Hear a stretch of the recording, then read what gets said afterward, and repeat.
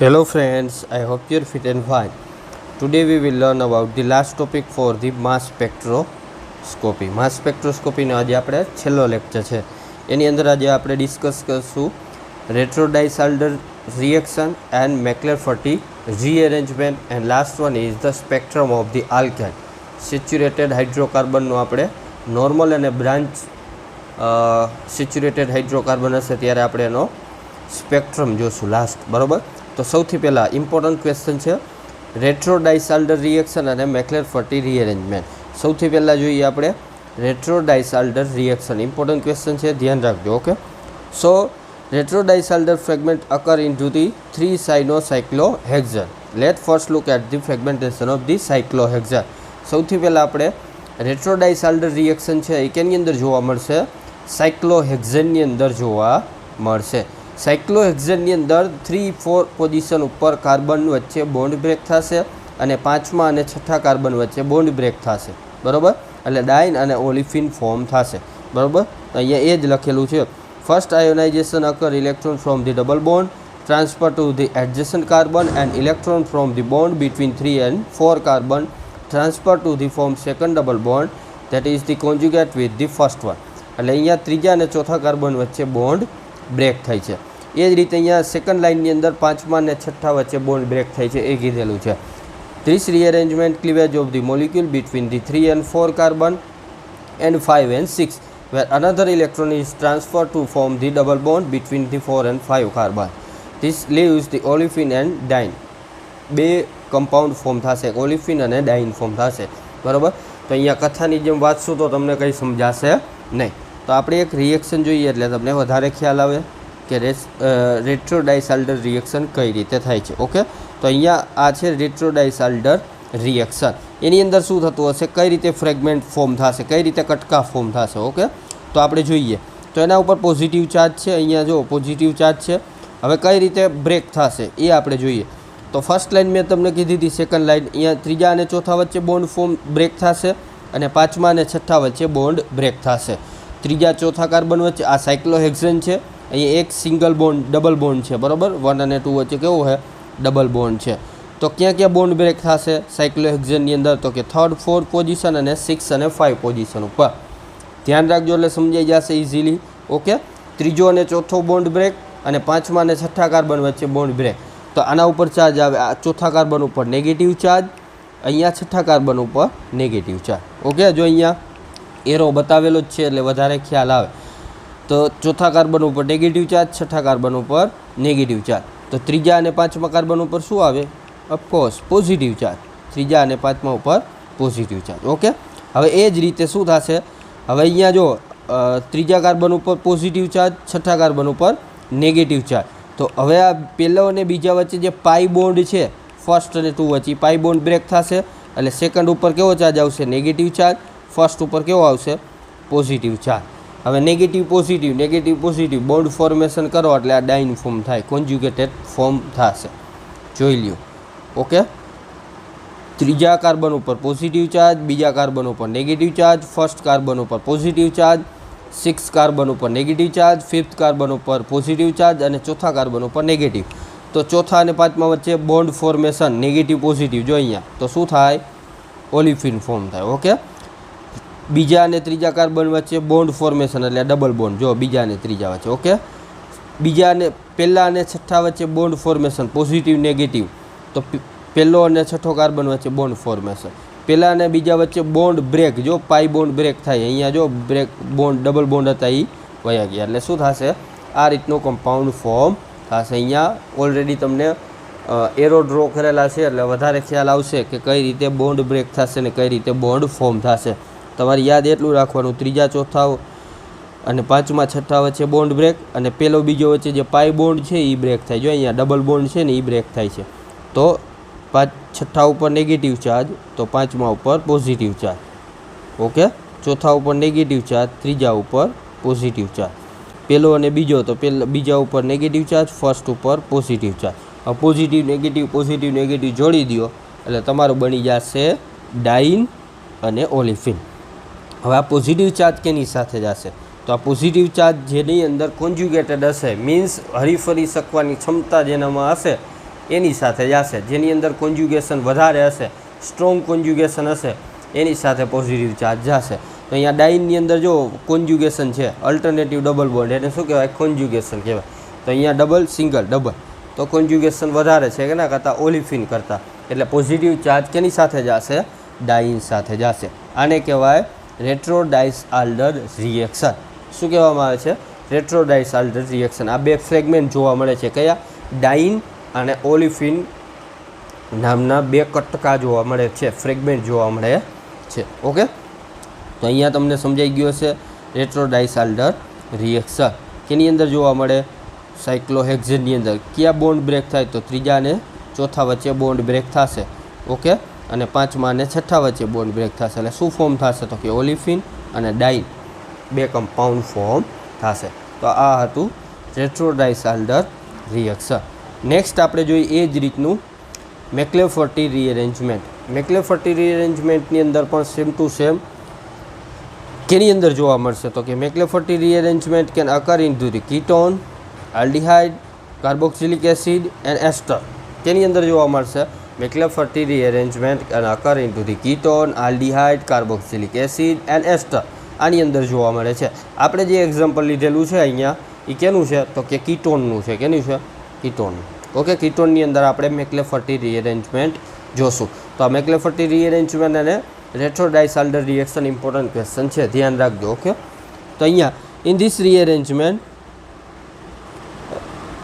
radical center in the molecule, ion derived from the lone pair of the pi bond, remove hydrogen from the gamma position, and pi bond is formed between alpha and gamma position, and the bond between the alpha and beta position is broken.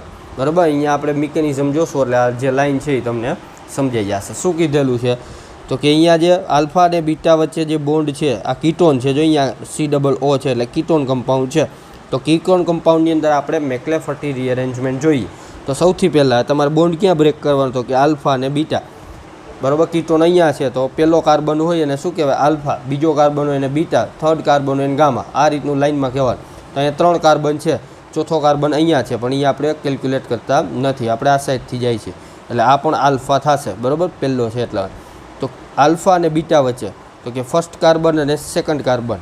બરાબર, તો આ alpha અને આ beta, બરાબર, બંને વચ્ચે bond break થશે. અને ગામા જે કાર્બન પાસે જે હાઇડ્રોજન છે એ બોન્ડ પણ શું થશે? બ્રેક થશે. આ બોન્ડ બ્રેક થશે અને રેડિકલ ફોર્મ થશે. શું ફોર્મ થશે? રેડિકલ. તો અહીંયા એક રેડિકલ, એક ઇલેક્ટ્રોન આવી જશે, એક ઇલેક્ટ્રોન અહીંયા, એક ઇલેક્ટ્રોન અહીંયા, એક ઇલેક્ટ્રોન અહીંયા, એક ઇલેક્ટ્રોન. ઓકે, તો એ જ રીતના શું થશે? ફ્રી રેડિકલ મિકેનિઝમ દ્વારા આ હાઇડ્રોજન છે એ આ ઓક્સિજન સાથે જોઈન્ટ થઈ જશે. અહીંયા આ બોન્ડ બ્રેક થશે એટલે આની ઉપર ફ્રી રેડિકલ જો અહીંયા આવેલું છે. એટલે શું થશે? બીટા અને ગામા પોઝિશન ઉપર ડબલ બોન્ડ. બરાબર, બીટા અને ગામા પોઝિશન ઉપર ડબલ બોન્ડ ફોર્મ થશે. આ રીતનો કમ્પાઉન્ડ ફોર્મ થશે. તમને આ રીતનું ન સમજાતું હોય તો બોન્ડ બ્રેક કરી અને જોઈ શકો. અહીંયા જો તમે ઓલરેડી અહીંયા એરો આપેલો જ છે એટલે તમને ખબર પડે. ફ્રી રેડિકલ મિકેનિઝમ છે, હાફ એરો છે. ઓકે, ફિશ એરો છે, દેખાય છે કે નહીં? ફિશ એરો એટલો મતલબ કે બંને એક એક ઇલેક્ટ્રોન લે છે. આ બોન્ડ બ્રેક થાય એટલે એક ઇલેક્ટ્રોન હાઇડ્રોજનનો, એક ઇલેક્ટ્રોન આ કાર્બનનો, એક ઇલેક્ટ્રોન બીટા કાર્બનનો, એક ઇલેક્ટ્રોન આલ્ફા કાર્બનનો. ઓકે, તો આ બંને એક એક ઇલેક્ટ્રોન વચ્ચે બોન્ડ ફોર્મેશન. અહીંયા ઓક્સિજન અને હાઇડ્રોજન વચ્ચે એક એક ઇલેક્ટ્રોન ડોનેટ કરીએ અને બોન્ડ ફોર્મેશન. તો ઓક્સિજન ઉપર આવે પોઝિટિવ ચાર્જ. હવે આ બોન્ડ શું થાય? અહીંયા free radical as it is રહીએ. તમે એ રીતે પણ મિકેનિઝમ કરી શકો. હવે માનો કે બીજી રીત કઈ? તો કે બોન્ડ બ્રેક દ્વારા. તો કે અહીંયા આ બોન્ડ બ્રેક આના ઉપર આવે, આ બોન્ડ બ્રેક અહીંયા ફોર્મ, આ બોન્ડ બ્રેક અહીંયા ફોર્મ. સમજાય છે કે નહીં? કઈ રીતે?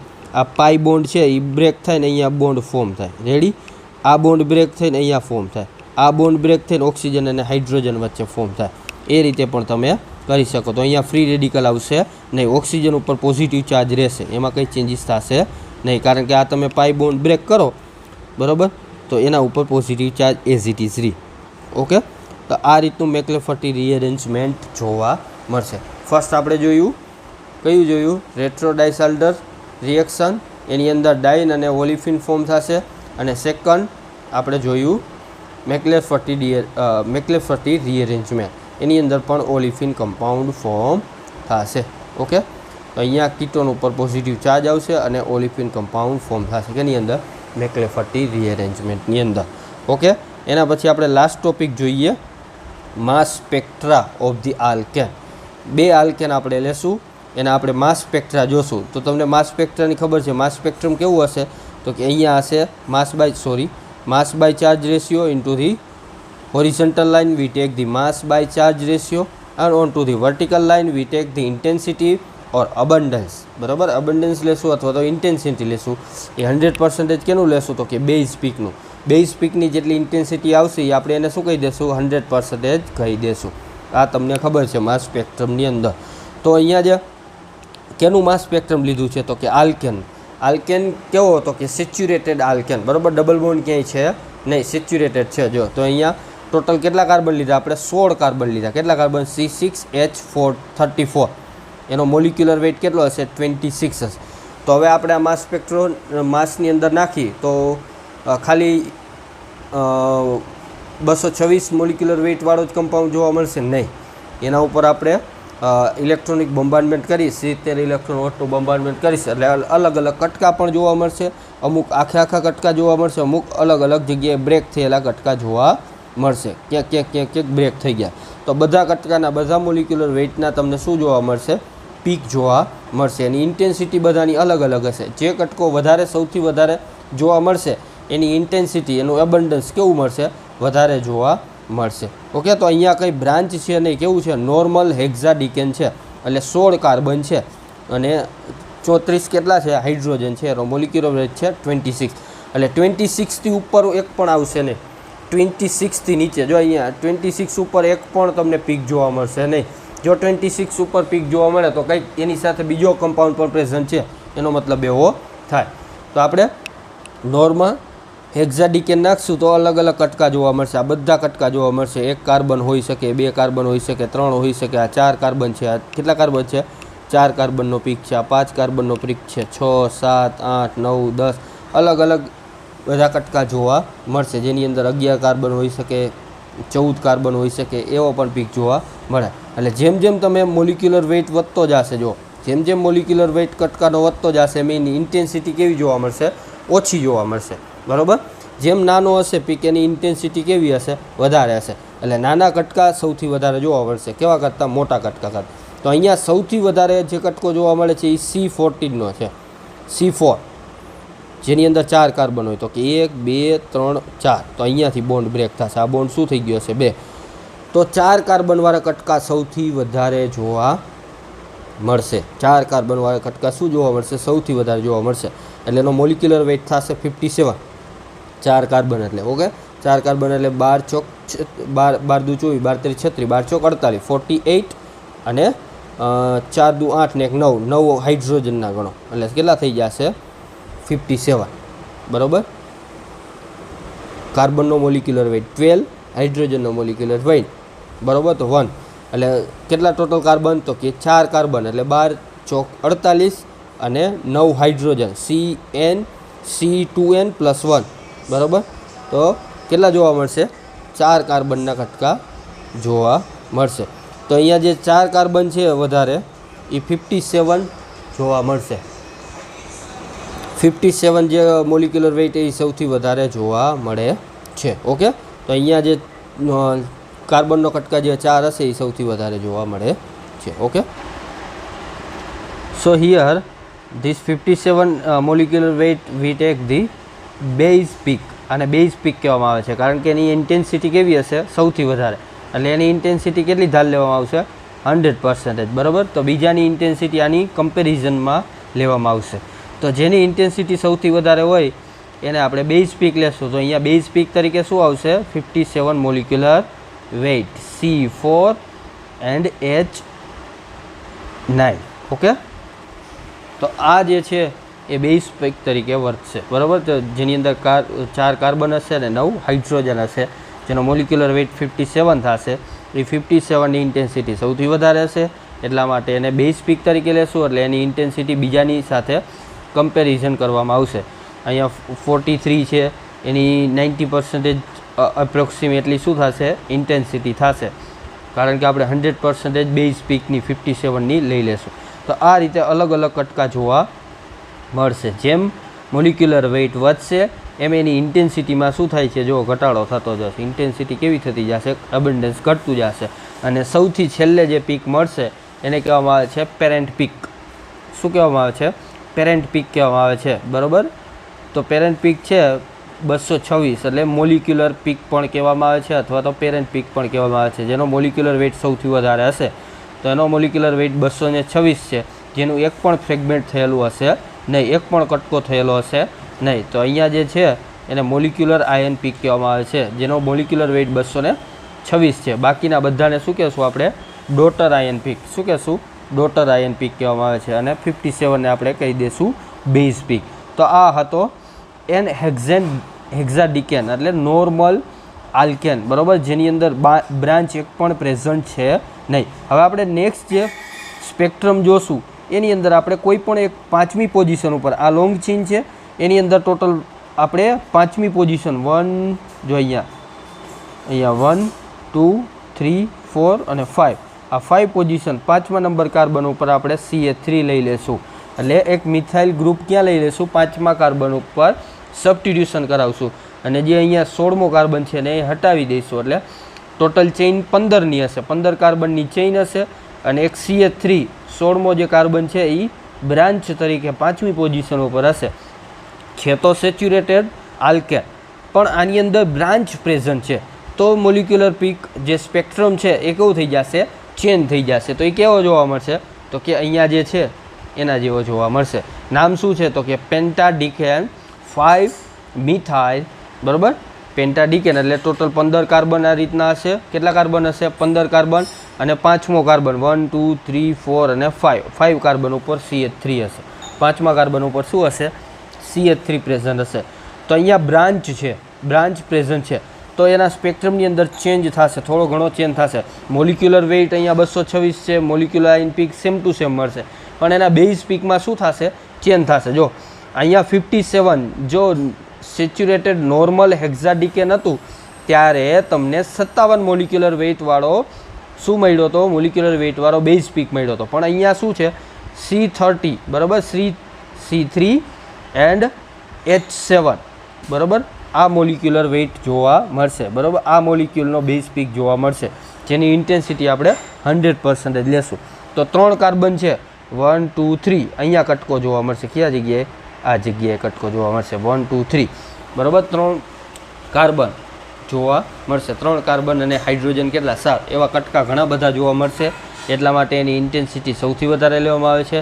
એનો મોલિક્યુલર વેઇટ અરાઉન્ડ હશે 36 ને 7 43, બરાબર. 43 મોલિક્યુલર વેઇટ હશે. અહીંયા કેટલો હશે, 43. આ રહ્યો મોલિક્યુલર વેઇટ 43 હશે.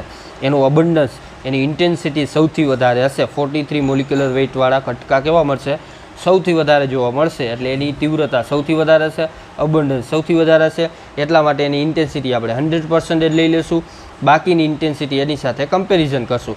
એટલે બ્રાન્ચમાં શું જોવા મળ્યું, તો કે C3 કાર્બનવાળા કટકા વધારે જોવા મળે છે. અને જે અહીંયા હતી નોર્મલ હતું ત્યારે C4 કાર્બનવાળા કટકા સૌથી વધારે જોવા મળે છે. તો આ બે ચેન્જ છે. અને મોલિક્યુલર વેઇટ તો સેમ ટુ સેમ જ હશે. અહીંયા 26 છે, બરાબર, 226 મોલિક્યુલર આયન પીક અથવા તો પેરેન્ટ આયન પીક કહેવા મળે છે. ચેન્જીસ ક્યાં છે, બેઝ પીકની અંદર. અહીંયા બેઝ પીક 43 મોલિક્યુલર વેઇટવાળો હતો. અને લાસ્ટ ટાઈમ જે આપણે જોયું જેની અંદર બ્રાન્ચ એક પણ પ્રેઝન્ટ નહોતી એની અંદર 57 મોલિક્યુલર વેઇટવાળો બેઝ પીક જોવા મળે છે. તો આ હતું માસ સ્પેક્ટ્રમ ઓફ ધી આલ્કેન, બરાબર. અહીંયા આપણે માસ સ્પેક્ટ્રોસ્કોપી કમ્પ્લીટ કર્યું. આઈએમપીની અંદર શું છે, તો કે રેટ્રોડાઇસાલ્ડર રીઅરેન્જમેન્ટ અને મેક્લેર-ફર્ટી રીઅરેન્જમેન્ટ, આ બંને આઈએમપી છે. અને લાસ્ટ આપણે જોયું હતું instrumentation of the mass spectroscopy, એ પણ ઇમ્પોર્ટન્ટ ક્વેશ્ચન છે. અને 1-2 માર્કની અંદર બધા પીક, બેઝ પીક કેને કહેવામાં આવે છે, બરાબર. અને મોલિક્યુલર આયન પીક કેને કહેવામાં આવે છે, ડોટર આયન પીક કેને કહેવામાં આવે છે, પેરેન્ટ આયન, બરાબર. પેરેન્ટ આયન, મોલિક્યુલર આયન બે સેમ, ડોટર આયન અલગ. કટકા જો ફ્રેગમેન્ટના જે આયન જોવા મળે એને ડોટર આયન કહેવામાં આવે છે, ડોટર આયન પીક. અને બેઝ પીક જેની ઇન્ટેન્સિટી, જેનું અબન્ડન્સ સૌથી વધારે હોય એને બેઝ પીક કહેવામાં આવે છે, બરાબર. આ 1 થી 2 માર્કની અંદર ક્વેશ્ચન પૂછી શકાય. અથવા તો માસ સ્પેક્ટ્રોસ્કોપીનું પ્રિન્સિપાલ પણ 2 માર્ક અથવા તો 3 માર્કની અંદર પૂછી શકે. Explain the principal of the mass spectroscopy. આ રીતના ક્વેશ્ચન આની અંદરથી હોઈ શકે.